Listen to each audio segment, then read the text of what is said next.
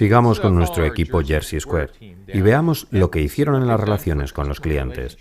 Es importante recordar que cuando empezaron, las relaciones con los clientes eran anuncios en buscadores, redes sociales y promociones en el estadio, y no tenía nada de malo. Sin embargo, descubrieron que en realidad solo tenían la parte de captación de clientes, es decir, la parte de las relaciones con los clientes que se refería a captarlo. Pero nosotros queremos que los equipos descubran lo que pueden hacer para conservar a los clientes a largo plazo, y también lo que van a hacer para aumentarlos en los 2 próximos años. Os pedimos que penséis en captar, conservar o afianzar y aumentar. Jersey Square salió de la oficina, hizo esto y lo hizo muy bien.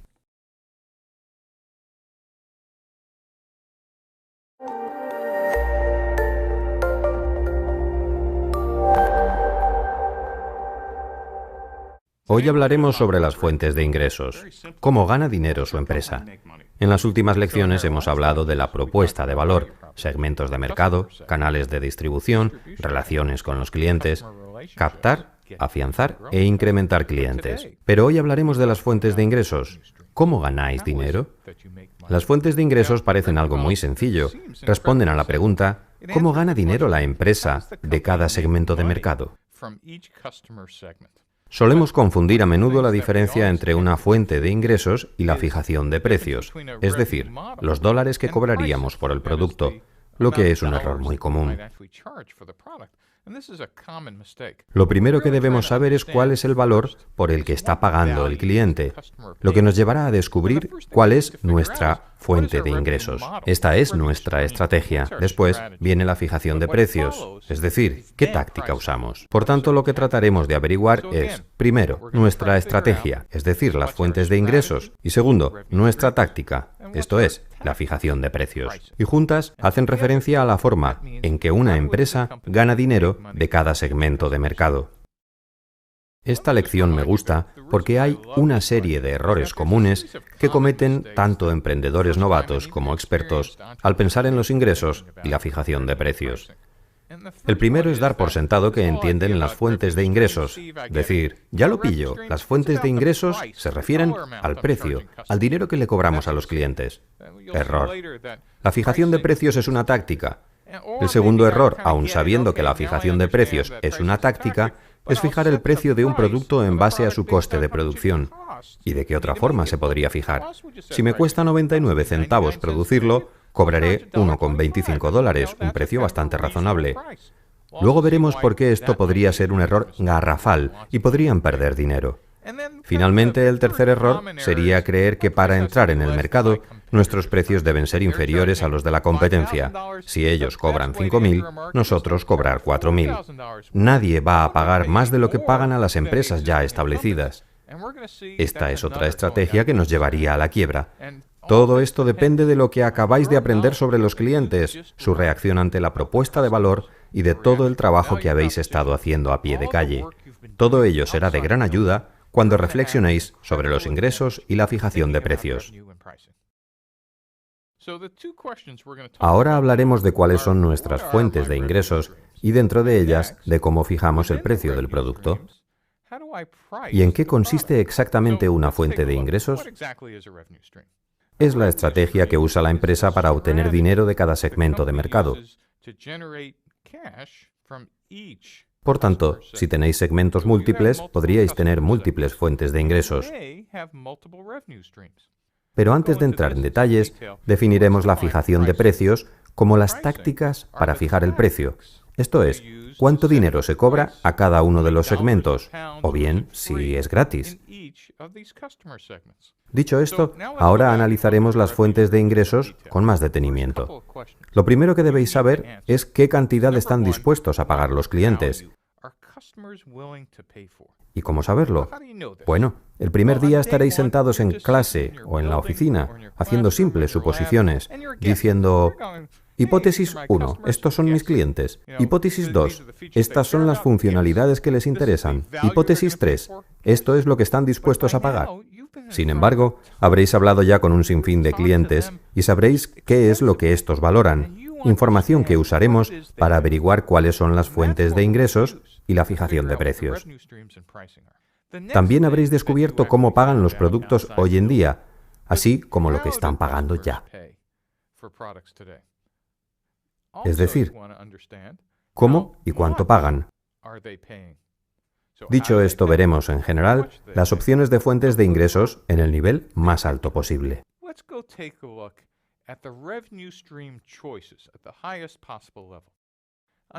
Otro tipo de venta es una venta de activos propiamente dicha, la venta directa, es decir, vender la titularidad del derecho sobre un producto físico. En un canal físico, por ejemplo, puedes comprar coches de marcas como Ford, General Motors o Nissan, comprar en las tiendas gigantes de Walmart o ir a la farmacia y comprar un termómetro.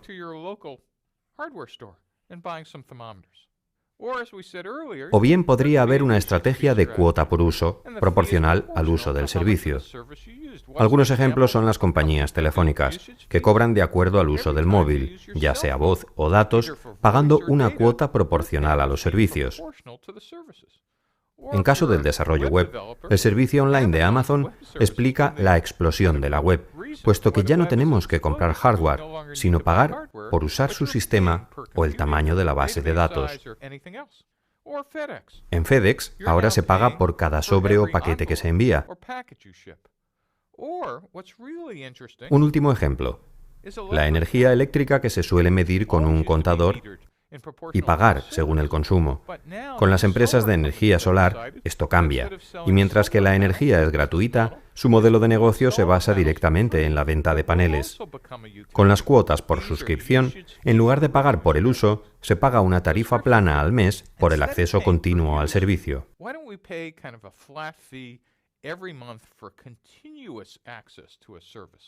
Un ejemplo sería Salesforce.com, en la que se paga por el uso continuado del producto. O quizá un mejor ejemplo sea Netflix, con sus descargas de vídeos. Para ver un sinfín de películas hay que pagar una tarifa plana de suscripción. Hay otros modelos de ingresos, como el alquiler. Y en mi opinión el mejor ejemplo es Ched, en el negocio de los libros, con el que ahora podemos alquilar libros de manera temporal. O Borrowlensis, que fomenta el alquiler puntual de accesorios muy caros para la cámara, como equipos Hasselblad o lentes. En lugar de comprarlos, ¿por qué no alquilarlos por un tiempo? Y por supuesto, otro ejemplo internacional sería el alquiler de vehículos. En lugar de comprar un coche en cada ciudad, alquilamos uno al bajar del avión, así de fácil. Damos por sentado que podemos tener acceso durante un tiempo a automóviles, usarlos unas horas o días y después devolverlos.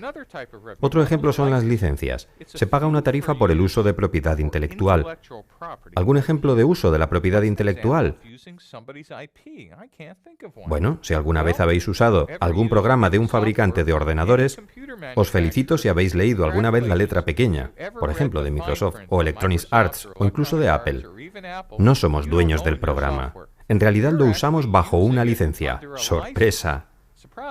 No podemos duplicarlo ni hacer 1 millón de copias y regalárselas a nuestros amigos. Hemos acordado con Microsoft o Electronic Arts pagar por la licencia para el uso en un ordenador, o si son generosos este año, quizás en el portátil, teléfono y en el ordenador de mesa. Pero no tenemos derechos ilimitados sobre su propiedad intelectual. Otro tipo de estrategia de ingresos podría ser una cuota por intermediación, que a veces encontramos en mercados y que consiste en una tarifa que se paga por reunir dos partes en una transacción. El ejemplo más conocido ahora mismo es Airbnb. No son los propietarios de todos los inmuebles que alquilan. Básicamente lo que hacen es organizar un acuerdo entre los dueños de los inmuebles y quienes desean alquilarlos durante una o varias noches. Para aquellos viajeros que necesiten un lugar donde alojarse, pero no quieran un hotel caro, pueden usar esta web como intermediario. Etsy, CafePress o eTrade son más ejemplos de intermediarios. En los productos físicos, el ejemplo típico es el de los agentes inmobiliarios. No son los dueños de las casas, pero prestan un servicio al encontrar la propiedad que deseáis comprar. Otra estrategia de fuentes de ingresos podría ser la publicidad. Si recordáis lo que hablamos sobre las estrategias de Google, Facebook, Spice o Mint, estas se basan en generar una cantidad enorme de usuarios para poder monetizarlos, es decir, para obtener dinero de ellos sin que estos paguen nada por el servicio que usan, como utilizar el buscador, sino que los utilizan para vender a los anunciantes.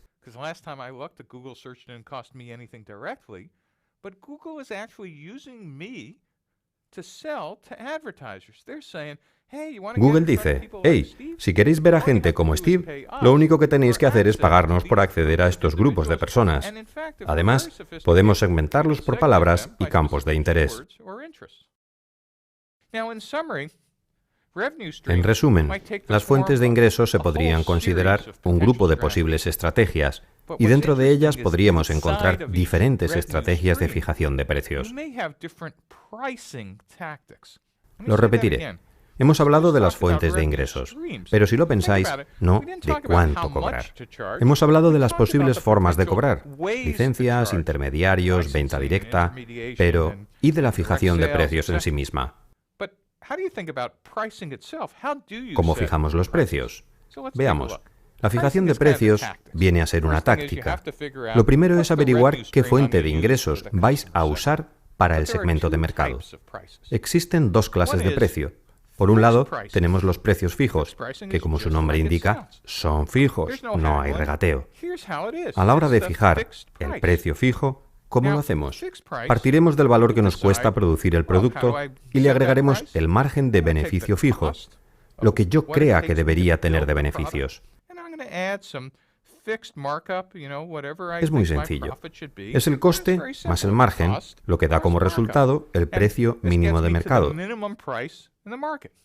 Pero quizás podríamos saber algo que la competencia no sepa, ya que hemos hablado con estos clientes durante semanas o meses y sé que ellos en realidad valoran más nuestras funcionalidades y propuesta de valor que las de la competencia. En un mercado existente, puede que sepamos algo que nadie más sabe. ¿Cuánto valoran los clientes lo que vamos a ofrecerles? Por tanto, en lugar de fijar el precio en base al coste, podemos hacerlo en base a segmentos específicos o a las funcionalidades que sabemos que necesitan. Existe una tercera forma para establecer precios fijos, el precio por volumen. Quizá queráis estimular un gran volumen de ventas porque tenéis economías de escala. En ese caso podríais fijar en $1.000 el precio del producto si se compran de 1 a 10 unidades, pero si se compran de 10 a 1.000 unidades, en $900. Por tanto, podéis seguir incrementando el descuento, y si se compran cientos o miles o incluso millones, en lugar de $1.000, les cobraremos 99. ¿Sabéis quién hace esto? Intel y los fabricantes de semiconductores. Quieren estimular volúmenes altos de compra y para ello han escalonado los precios. Por tanto, el coste más el margen, la fijación de precios y el precio por volumen son ejemplos de tácticas de fijación de precios. Hay otra forma de fijar los precios. La fijación de precios dinámicos, que como su nombre indica, cambian. ¿Cómo podemos tener precios que cambien? Pensábamos que los precios se anotaban en un papel y nunca cambiaban. Si lo habéis pensado alguna vez, los precios que se negocian, sí, se pueden escribir en un papel, pero eso solo es el principio. Los precios negociados son precios dinámicos. En las aerolíneas encontramos un tipo de fijación de precios dinámicos llamado gestión de rendimiento. Una vez que el avión despega, ya no se pueden vender esos asientos. Por tanto, un mes antes del vuelo, el precio de los asientos podría ser de $500. Una semana antes, subir a 600. Y una hora antes, bajar a $99, ya que el avión sale. Y si tiene asientos vacíos, no se percibirá ningún ingreso. Por tanto, la gestión de rendimiento, basada en la experiencia o el tiempo, es muy interesante. Hay programas de software o sectores como las aerolíneas y el alquiler de vehículos que ofrecen servicios perecederos y son muy buenos en ello. Otro tipo de fijación de precios dinámicos son los mercados en tiempo real, como por ejemplo el mercado bursátil y las subastas, como las de eBay. Repito, existen dos modelos de fijación de precios, fijos y dinámicos. ¿Cómo sabéis cuál usar? Debéis salir a hablar con los clientes. ¿Cómo compran actualmente? ¿Cuáles son las fuentes de ingresos asociadas a esas tácticas de fijación de precios? Debéis pensar continuamente cuál es la fuente de ingresos apropiada para cada segmento. Y dentro de esta, cuál es el modelo de fijación de precios adecuado, fijo o dinámico, y cuál vais a elegir. Recordemos algunos de los errores comunes en cuanto a las tácticas. Por ejemplo, fijar el precio en función del coste el primer día, como hacen muchas startups. Sabemos cuánto nos cuesta elaborar el producto. Solo tenemos que añadir el margen de beneficio, que es un beneficio, y ya tenemos el precio. No parece tan difícil. Bien, esta forma de fijar los precios no es estratégica. Podéis plantaros aquí, pero hay más opciones. No debéis pensar únicamente en la economía interna de la empresa, sino en la información que tenéis del cliente. Sí, fijar los precios en función del coste puede ser el punto de partida, pero estamos perdiendo la oportunidad de ganar mucho dinero. Una alternativa sería la fijación de precios según el valor.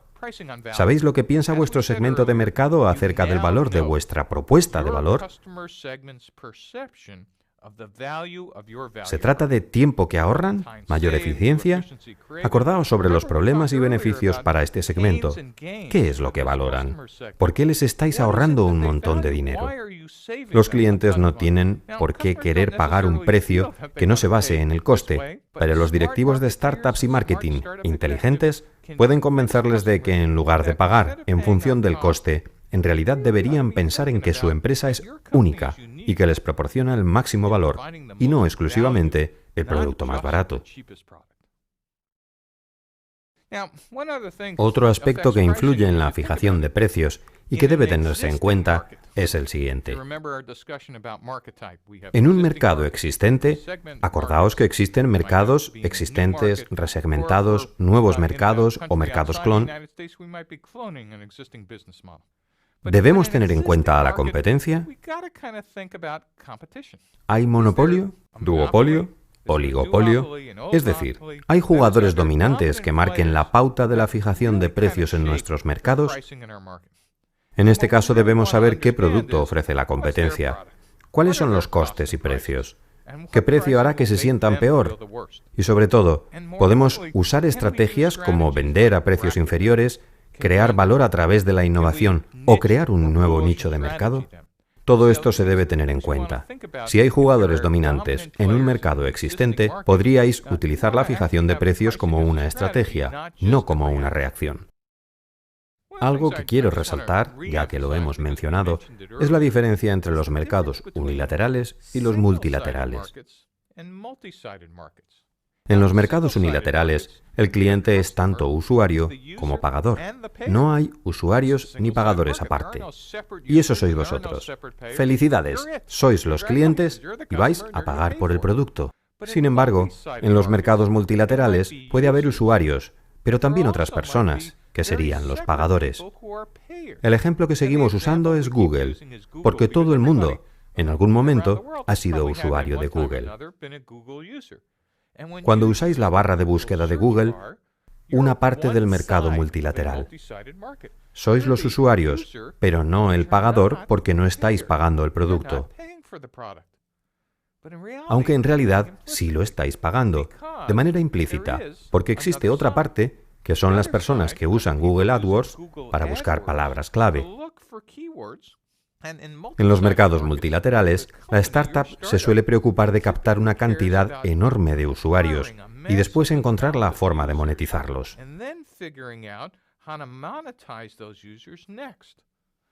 Google pasó de millones a decenas de millones de usuarios, y el empleo de las palabras clave vino después. Dependiendo de sus inversores, esta podría ser vuestra estrategia. Yo suelo preferir buscar a los pagadores lo antes posible, pero bueno, eso es algo que quizá queráis consultar a vuestros inversores. ¿Captamos primero a muchos usuarios y ya después vendrán los ingresos? ¿O queremos buscar las dos partes del mercado al mismo tiempo? En el caso de un canal físico, mi consejo es que consideréis los usuarios y los pagadores al mismo tiempo. Si vuestro negocio se basa en la publicidad, algunas de las tácticas son cómo llegar a 10 millones de usuarios al mes, cómo convertirse en uno de los 5 sitios web más populares y cuánto pagan en realidad los pagadores. Si esperáis 2 años para averiguarlo, quizá hayáis captado 10 millones de usuarios equivocados. Por tanto, vuestra labor no consiste exclusivamente en hablar con los usuarios en un mercado multilateral, sino salir a la calle y hablar también con los pagadores, porque tenéis una hipótesis importante, que es: ¿cuánto pagarán estos pagadores por los usuarios que creéis estar captando? ¿Sabéis qué? Si os equivocáis, el momento de darse cuenta es ahora, no dentro de 2 años. No pasa nada por equivocarse, porque las startups se basan en hipótesis, y es muy fácil caer en la trampa y emocionarse diciendo: si captamos todos estos usuarios, seguro nos pagarán mucho dinero.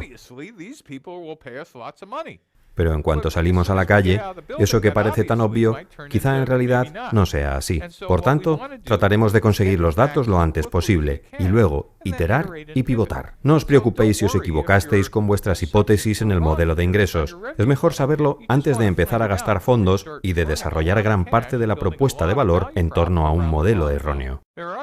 Hay otras empresas que desean empezar por los ingresos, como las empresas de hardware, aunque no todas, y las empresas web. En este caso nos preguntaremos cuánto tardaremos en duplicar los ingresos cada mes. ¿Cuándo llegaré a tener ingresos de $100.000 al mes? ¿Y de 1 millón? ¿Qué perspectivas tenemos sobre la empresa si alcanzamos estas cifras? ¿Qué cambios debe haber para llegar a este punto? ¿Cuándo llegaremos a los $100.000? ¿Qué tiene que pasar en los otros elementos del modelo de negocio? ¿Qué hace falta para llegar a los $100.000 al mes? Al primer millón al mes. Después de haber trabajado profundamente la propuesta de valor, los segmentos de mercado, su captación y activación y el canal de distribución, alcanzar esas cifras es una sensación increíble para una startup. Lo último que me gustaría mencionar, y que en realidad corresponde a esta lección, es el efecto que tiene el tipo de mercado en los ingresos.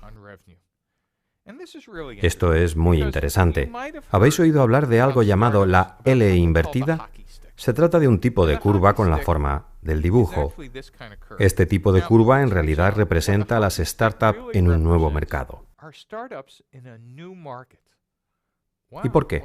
Si lo pensáis, en un nuevo mercado, el primer año no se tiene clientes, con lo cual los ingresos son prácticamente planos. El segundo año puede seguir siéndolo, al igual que el tercer año. Sin embargo, el cuarto, algo del mercado cambia. Puede haber un punto de inflexión a partir del cual la curva se vuelva exponencial y las ventas se disparen. ¿Y qué ha sucedido? Que en un mercado que no existía, todas las cosas convergen, dando lugar al año de la educación en línea, o al año de crear contactos, o el de los teléfonos móviles y los smartphones. Lo malo de la mayor parte de las startups que están en nuevos mercados es que tienen una curva con esta forma, lo que les lleva a la quiebra.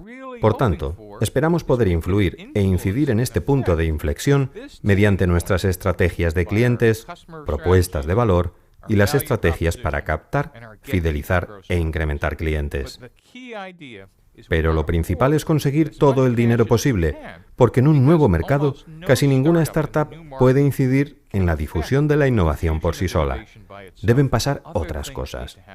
Esta pequeña elevación en el primer año representa la falacia de los nuevos mercados, porque en casi todos los nuevos mercados podéis encontrar gente loca como vosotros que estaría encantada de comprar el producto para su laboratorio o para su casa. Estos pioneros quieren uno. Entonces, los fundadores de las startups creen que la curva va a tener esta forma, por lo que empiezan a escalar las ventas y el marketing, y a gastar. Y después colapsan de nuevo, porque en realidad no era una señal de los clientes comunes, sino de los pioneros. Por tanto, debéis llevar cuidado con la forma de la curva de ventas. Por otra parte, lo que tenemos en un mercado existente, recordad que en este tipo de mercado hay clientes y competidores, es un producto con un mejor rendimiento en ejes que han definido los clientes.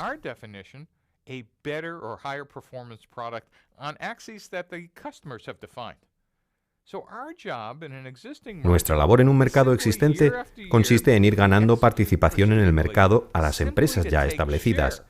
Sería nuestra curva de ventas la que veis ahora, una curva que gana participación. Finalmente, en un mercado resegmentado, la curva sería una especie de híbrido entre la de un mercado nuevo y la de uno existente, obteniendo ingresos de los mercados existentes los primeros días del primer año, del segundo, del tercero. Es decir, la gente pensaría que sois un buen sustituto, pero no sabría cuál es el valor que os diferencia hasta que no se alcanzase el punto de inflexión en el que comprendieran que no sois solo un proveedor más, sino que sois un proveedor de bajo coste o uno que solventa mejor un conjunto de necesidades, lo que os hace únicos y especiales, despegando así los ingresos. Por tanto, debéis administrar el dinero, aunque no tanto como haríamos en un nuevo mercado, y descubrir cómo diferenciarse de las empresas ya existentes. Resumiendo, lo mejor que podéis hacer con el modelo de ingresos es empezar a trazar el diagrama. Trazaréis el esquema o diagrama tanto de vuestras fuentes de ingresos como de las estrategias de fijación de precios y escribiréis números en él. Imaginemos que esta es vuestra empresa y habéis descubierto que hay 3 segmentos de mercado: arrendatarios, propietarios e inmobiliarias. Quiero saber, si esto es suscripción, cuál es la fuente de ingresos que tenéis en cada uno de estos segmentos y cuáles son las tácticas de fijación de precios. Y después, cómo conseguís dinero y qué es lo que proveéis. Entonces podréis ver cómo las fuentes de ingresos y la fijación de precios van de atrás hacia adelante. Creo que si lo dibujáis os resultará más fácil entender. Y no os preocupéis, el primer día empezaréis a dibujar y os daréis cuenta de que no lo entendéis. Bien, esto es una señal. Es el momento de que salgáis a la calle otra vez. Habléis con más gente y os preguntéis, ¿cómo voy a ganar dinero con esto si ni siquiera lo sé explicar? Ahora veremos qué pensaron al respecto y qué hicieron los chicos de Jersey Square. Como sabían que a su arquetipo le interesaba tanto el alquiler como la suscripción, dijeron, un modelo particular podría ser la suscripción anual, que es una estrategia. Y aquí está la táctica. A $199 al año, lo que incluiría las mejores camisetas auténticas, envío gratuito y devolver una camiseta y cambiarla por otra. Podríamos ofrecerles un precio anual, o bien uno mensual, lo que costaría más e incluiría exactamente las mismas funcionalidades, pero no les comprometería a un periodo de tiempo tan largo. Luego descubrieron que había otro arquetipo, otro segmento de mercado, que eran los usuarios ocasionales. Estas personas únicamente querían alquilar la camiseta una semana para ponérsela una sola vez para un partido determinado. En este caso se ofrece una camiseta de primera y el envío gratuito. Además, si se devuelve la camiseta en una semana, no se la cobran. Se tratan de un alquiler. Por tanto, tienen 3 modelos de fijación de precios que someten a pruebas A, B para ver su flexibilidad. Algunas de las preguntas sobre el modelo de ingresos son: ¿por qué producto pagan mis clientes? ¿Cuánto pagan? ¿Qué ocurre cuando conocen mi empresa y mis productos? ¿Pueden pagarlo?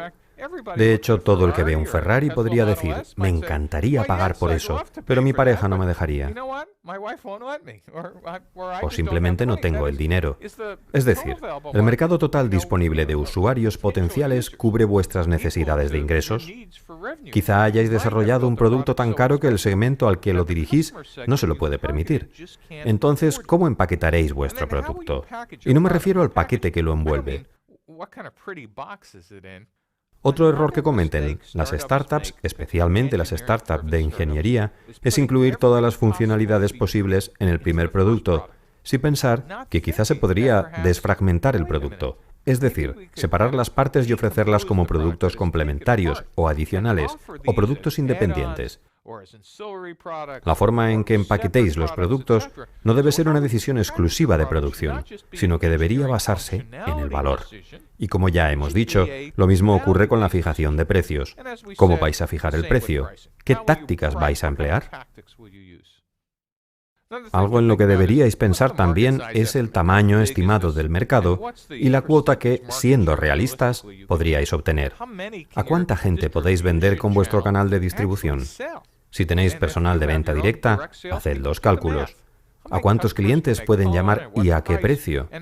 A medida que organicéis esto en una hoja de cálculo, empezaréis a crear la hoja de balance, el estado de ingresos y el estado de flujo de caja, lo que todavía no os hemos pedido que hagáis.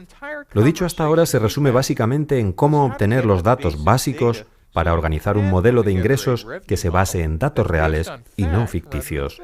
Por tanto, pensad, si tenéis una fuerza de ventas directa, ¿cuánto pueden vender en dólares?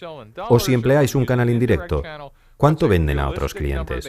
¿Cuánto costará tener este canal de distribución? Con suerte, en la última lección empezaréis a pensar en el coste de vuestro canal. ¿Cuántas activaciones de clientes habrá? ¿Cuánto costará atraer a los clientes a mi almacén físico o a mi página web? Y como ya hemos dicho antes, ¿cuánto costará captar a un cliente? Y no solo cuál es el coste de captación de clientes, sino cuál es el valor del ciclo de vida de estos y en qué beneficio se traducirá mi esfuerzo. Veamos qué han hecho los chicos de Jersey Square para averiguar sus fuentes de ingresos. Es decir, cuánto está dispuesto a pagar cada segmento y cómo les gustaría pagar esta cantidad. Entonces, lo que descubrieron, como vimos anteriormente, es que tienen dos segmentos de mercado: los dueños de camisetas deportivas y los que asisten a un solo partido. Y como os imaginaréis, a estos últimos les gustaría pagar alquiler, es decir, alquilar una camiseta de Jersey Square para usarla una sola vez. Pero a los que ya tienen camisetas les gusta la idea de una suscripción anual. Cuando salieron a la calle y hablaron con suficientes clientes, los chicos de Jersey Square se dieron cuenta de que aquellos que ya tenían camisetas estarían dispuestos a pagar $200 al año por tener una camiseta limpia y preparada para cada partido. Todavía no tenían claro, en su proceso de descubrimiento de clientes, cuánto pagarían los asistentes a un solo partido, pero tenían la intención de hablar con más clientes y completar esos datos.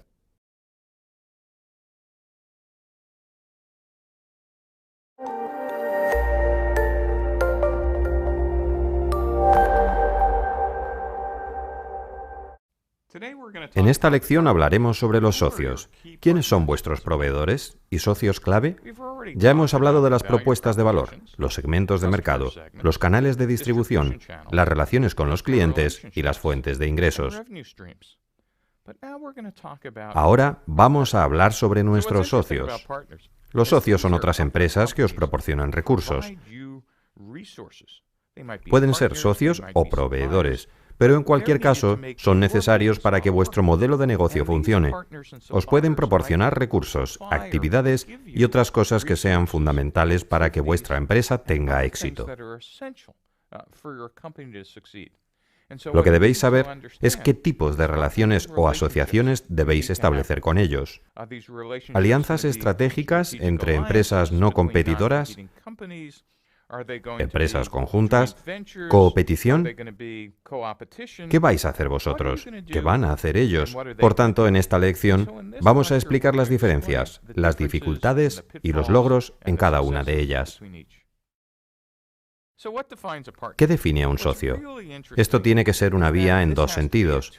Un sentido sería la economía compartida. Tanto vosotros como vuestros socios debéis obtener algo de la asociación. Por tanto, debéis conocer las ventajas que tiene para vuestros socios. Un error típico de las startups es que sabéis por qué los necesitáis, pero no por qué ellos os necesitan a vosotros. Os necesitan no solo para que su empresa funcione, sino porque sin vosotros su empresa podría fracasar. Un socio también podría adaptar la forma de desarrollo o invención conjuntos, o podrían tener clientes en común. Conviene recordar que toda la bibliografía que habla sobre asociaciones se refiere a asociaciones entre empresas del mismo tamaño. Pero vosotros sois un grano de arena para la mayoría de los posibles socios. Sois una startup, con lo cual apenas os verán. Por eso hay algunas dificultades, algunas cosas de las que hablaremos a lo largo de los próximos vídeos. ¿Qué recursos pueden ofrecer los socios? Obviamente, si tienen algo que necesitáis y que normalmente tendríais que desarrollar, os lo venderían o os venderían la licencia, lo que os permitirían salir más rápido al mercado. Podría ser también un producto o servicio complementario cuya fabricación no pudierais pagar o que no pudierais obtener durante un tiempo, lo que os permitiría ofrecer un portafolio de productos más amplio. Sí, también podríais desarrollarlo, pero ¿por qué gastaros el dinero en hacer algo en lo que ellos están especializados? Sería más fácil comprar el producto en el que ellos se han especializado, integrarlo en el vuestro y así os podréis centrar en vuestro negocio. Para las startups, diferenciar entre qué vamos a focalizar y qué se necesita en cuanto a actividades, recursos y proveedores es una estrategia real. Las asociaciones no son una especie de complemento, sino que permiten sacar provecho de la información que tenéis sobre los clientes o de la experiencia de otros. La última razón para establecer asociaciones es que podrían ser socios del canal o socios en el extranjero, para nuevos mercados a los que no pensabais acudir próximamente, permitiéndoos de esta manera generar una fuente de ingresos a la que no habríais tenido acceso en años. Veamos ahora los tipos de socios. Dos de los conceptos más interesantes son las alianzas estratégicas y la idea del producto completo. Es imposible que el primer día vuestra startup pueda brindarle a los clientes convencionales una solución completa. No tenéis tiempo, ni dinero, ni recursos suficientes para cumplir con cada una de las cosas que una de las 1000 empresas más grandes, según la revista Fortune, quiera que les proveáis. Por tanto, la idea es usar las alianzas estratégicas para complementar vuestro principal producto con otros productos o servicios. Puede ser formación, instalación, servicio, es decir, rodear vuestro producto de otros recursos para ofrecerlo al cliente convencional. Por ejemplo, en 1996, Starbucks se asoció con Pepsi para embotellar, distribuir y vender Frappuccino, lo cual les dio acceso al enorme canal de distribución de Pepsi. Ahora, una advertencia. Lo que he dicho es desarrollar el producto completo para ofrecer a los clientes convencionales una solución completa.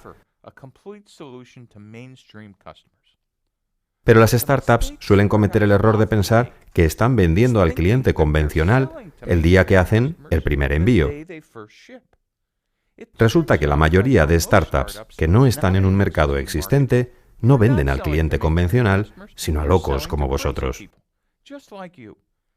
Y esas personas, a las que llamamos primeros evangelistas, están encantados de armar ellos mismos el producto. Por tanto, todas las actividades de desarrollo comercial que las startups preparan para el primer envío a clientes, en realidad se podrían posponer hasta que se capten los primeros evangelistas, ya que son ellos los que, una vez construyen el producto, pueden ayudarte a completarlo. Así que pensad en las alianzas estratégicas, pero no creáis que necesitáis un director de desarrollo comercial y todas esas soluciones el primer día, y pensad en el orden en que ocurren. Estaría mal por mi parte si al hablar de las alianzas estratégicas no mencionara la mayor que se ha hecho hasta ahora, que es la que hizo Steve Jobs en Apple cuando creó el iPod. Jobs sabía que el iPod era un dispositivo extraordinario, pero sin el software iTunes no era más que otro trozo de metal. Incluso teniendo el ecosistema de hardware y software, les faltaba el contenido, la música. Durante 100 años, las compañías discográficas habían dominado estrictamente la música sin permitir que nadie más tuviera acceso.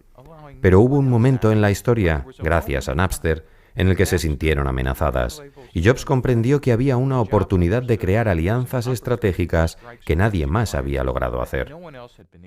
De hecho, el resto es historia. El iPod, el iPhone, el resurgimiento de Apple, música al alcance y en el bolsillo de miles de millones de personas. Eso es, en realidad, una alianza estratégica. El siguiente tipo de asociación podría ser el desarrollo conjunto de negocios, definido por la promoción conjunta de productos complementarios, siendo una de las empresas la principal, como ocurre con Intel. Los chips que fabricaba iban en el interior de los ordenadores, por lo que el consumidor lo único que veía era la marca del ordenador en la caja. Pero Intel cambió esta fórmula en los 80 y pensó, ¿y si pagamos a los fabricantes de PC para que pongan la frase Intel Inside en la caja? Lo que hasta entonces era una pieza desconocida en el interior del ordenador, se convirtió en una marca valiosa para el desarrollo comercial conjunto, para la promoción conjunta, al compartir costes de publicidad y programas de ventas. Las startups suelen cometer el gran error de confundir las alianzas estratégicas y asociaciones conjuntas con lo que se necesita el primer día.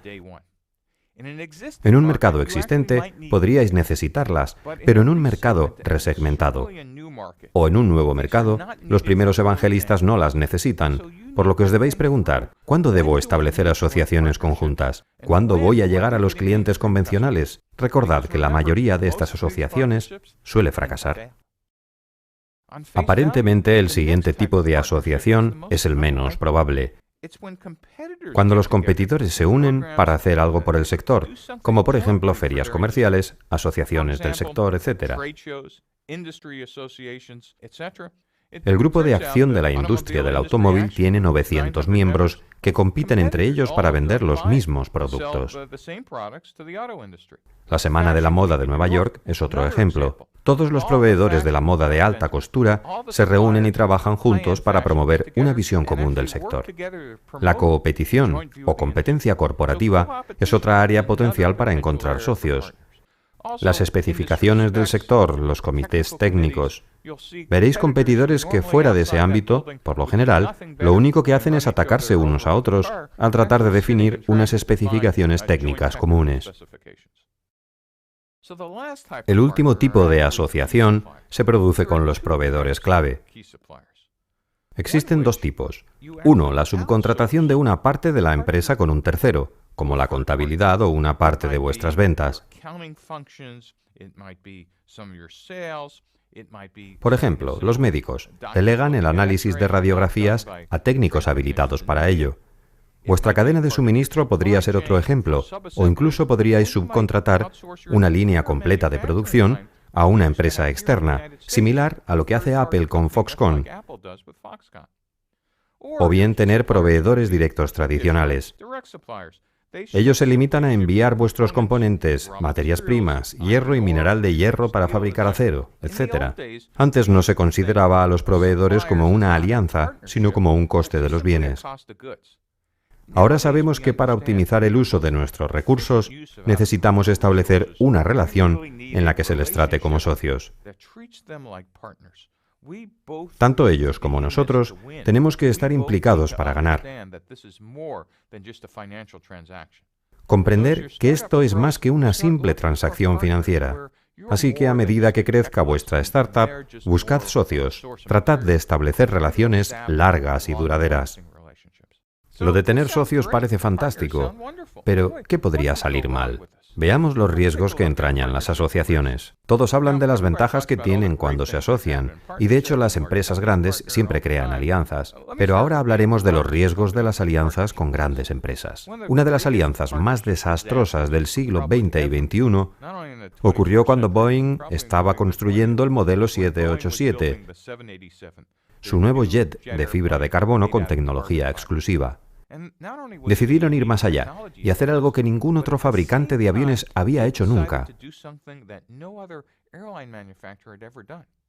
En lugar de que Boeing fabricara todas las piezas, externalizaron los riesgos de fabricación a socios diferentes en distintos lugares del mundo, aunque los técnicos de maquinarias de Boeing les sugerían, no hagan eso, son 50 años de experiencia fabricando estos componentes.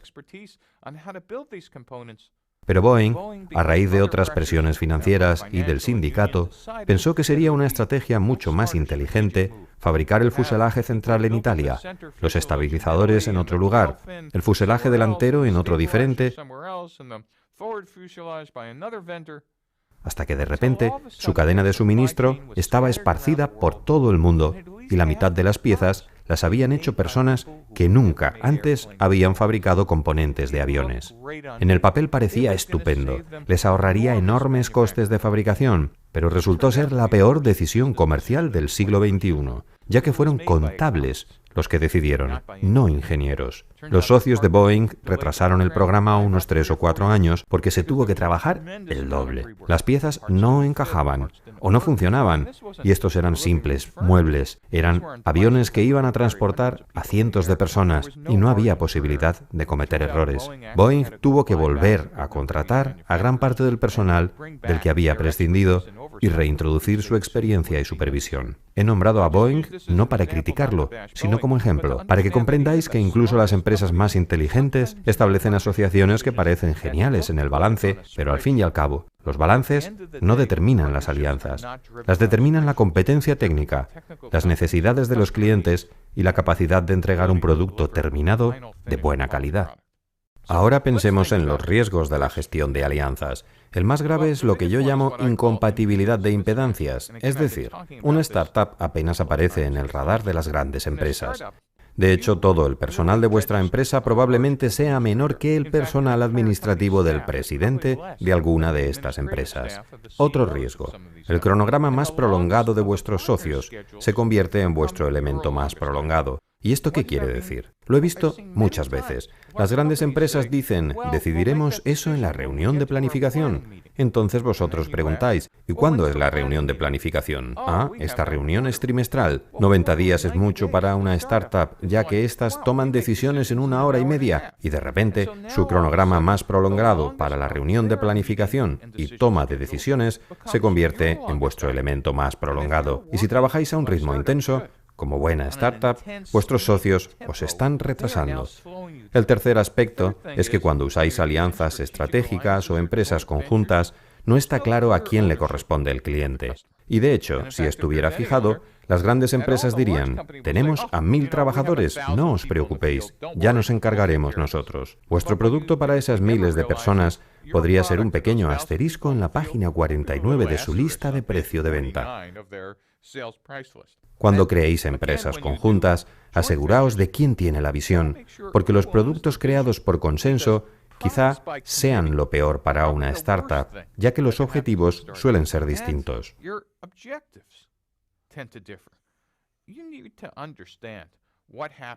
Debéis saber lo que ocurre en las grandes empresas cuando os asociáis a ellas.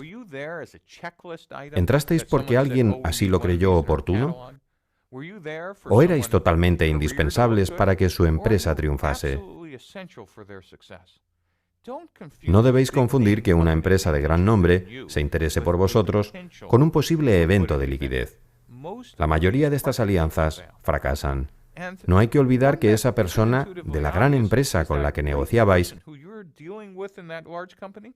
puede que al cabo de 15 meses ya no esté en el cargo, porque si su trabajo va bien, le ascenderán o le pasarán a otro cargo, departamento o ciudad. Entonces, esa persona que se interesa tanto por vuestra alianza ya no está. Por tanto, si no hay una lógica que lo sustente, si no hay algún beneficio real para ellos, un cambio en las asociaciones, estrategias o en el personal puede hacer quebrar vuestra empresa y ellos ni siquiera notarían la diferencia. Solo erais un juego a corto plazo para quien quiera que estuviera en el cargo, y por muy importante que fuera para vosotros, si no lo es para ellos, el trato termina, aunque haya un acuerdo. Otro tema muy importante para las startups es el de la propiedad intelectual. No tanto para las de Estados Unidos, pero sí es muy importante, por ejemplo, al negociar con China. La legislación en cuanto a propiedad intelectual, patentes o comercio no es la misma en los Estados Unidos que en China, Rusia, India u otros países en vías de desarrollo.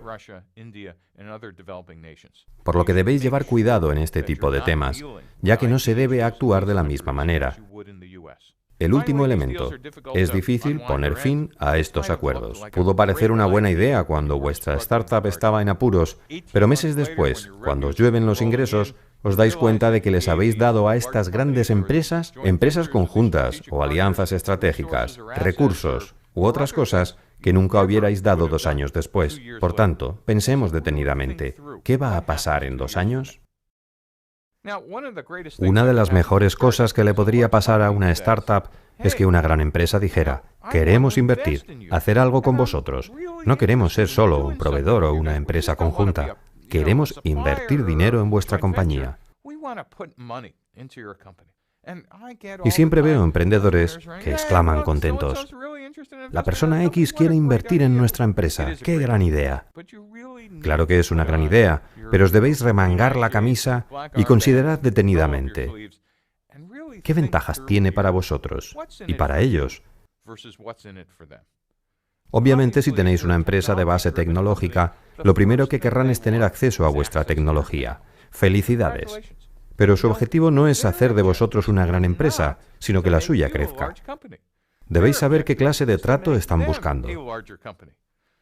Por ejemplo, la cláusula de nación más favorecida, es decir, guardarse el derecho de tener siempre el mejor acuerdo frente a terceros. O, por ejemplo, un acuerdo de exclusividad durante un año. Todo esto suena genial desde el punto de vista del inversor, pero ¿qué hacen por mí en cuanto a la creación de mi empresa? Y siempre le doy la vuelta a esto y les digo a las grandes empresas: ¿queréis la exclusividad por un año o la cláusula de nación más favorecida? Parece que en realidad nos queréis comprar gratis, pero mi meta no es ser una subsidiaria pequeña de vuestro departamento de producción, sino crear una empresa del tamaño de la vuestra. Por eso debemos saber qué ventajas hay para ambas partes. Primero, conociendo al promotor de la idea y su motivación. Y tiene que ser alguien administrativo, no solo personal del área de tecnología. Tampoco debéis negociar con el personal de menor rango, porque sus ofertas siempre son un año de exclusividad más todo esto, algo que será magnífico para ellos, por lo que vosotros debéis estar preparados para descartar la primera opción. Si sabéis quién promueve la inversión, le podríais decir: mire, esta propuesta no nos sirve. De hecho, lo que queréis es que vendamos a vuestra competencia, porque es la única manera de que consigamos más recursos para que vosotros tengáis éxito. Podemos considerar de qué manera os podéis beneficiar, pero no podéis decidir que seamos vuestro proveedor exclusivo. Una forma de manejar esto es tratar de conseguir acuerdos de ventas, no de inversión. Es mejor que una empresa nos haga un pedido de $10 millones que entregar una participación en la empresa por la misma cantidad, porque entonces ellos también serían nuestros jefes. Otra forma sería tratar de ofrecer garantías, es decir, la posibilidad de comprar acciones según el éxito en ventas. Aunque el primer año pueda parecer estupendo que el nombre de una gran empresa aparezca junto a la vuestra, con el tiempo esto puede convertirse en una carga, a menos que genere ingresos. Las estrategias para formar alianzas son estupendas, pero no os podéis equiparar a las grandes empresas. Toda la bibliografía que trata de las alianzas rara vez habla de alianzas entre startups y grandes empresas. Son relaciones asimétricas. Los socios que necesitáis al principio para abordar a los primeros evangelistas no son los mismos que necesitaréis 2 años después para dirigiros a los clientes convencionales. Por tanto, si habéis salido a la calle, ya habréis descubierto los segmentos pioneros y entusiastas, o a las personas que dentro de dichos segmentos os comprarán los productos, aunque estén en fase preliminar o sin terminar. Descubrid lo que necesitan y ellos os enseñarán lo que los clientes convencionales necesitarán más adelante. No confundáis las asociaciones con grandes empresas con estrategias para startups. Encontrad a socios que os coloquen en una situación de ventaja y recordad que a los grandes socios no les importáis. Para vosotros son muy importantes. Pero estad alerta y comprended las ventajas que tiene la alianza para crear vuestra empresa, para que algún día sea mayor que la suya. Otra de las ventajas que tiene hablar con socios es que es parecido a salir con alguien. Cuando habléis con ellos y conozcáis los recursos o actividades que os pueden ofrecer, o la cadena de suministro que pueden desarrollar, pensad que también podrían convertirse algún día en compradores potenciales. Incluso si la relación o el acuerdo entre las dos partes no funciona, comportaos siempre bien, que pueden llegar a interesarse en participar en vuestra startup en el futuro. En este momento puede que no estéis interesados en vender, pero algún día, cuando seáis más grandes, os podrían hacer una oferta que no podáis rechazar, y comprar la casa o el coche que tanto deseabais. Entonces recordaréis lo bien que os comportasteis en las negociaciones. Las asociaciones pueden ser estratégicas, divertidas o estresantes, pero sobre todo son una parte fundamental de vuestro modelo de negocio y del lienzo. Salid y hablad con cientos de potenciales socios, y cuando lo hagáis, sabréis cómo aprovecharlo para convertir vuestra startup en una gran empresa.